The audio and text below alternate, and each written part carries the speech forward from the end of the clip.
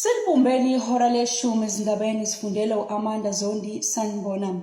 Umndeni omculo ongasekho emhlabeni uKenan Fox owaziwa ngelika aka uphume ngomningi bawo yokusiya kumndeni wakwaMotsoane enkonzweni yesikhumbuzo sikaDibza Motsoane owadutshulwa washona kanye no-aka.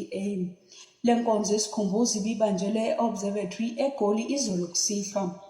uDibza kanye no-aka bahlaselwa babulawa eMorningside eThekwini ngempelasonto eyedlule.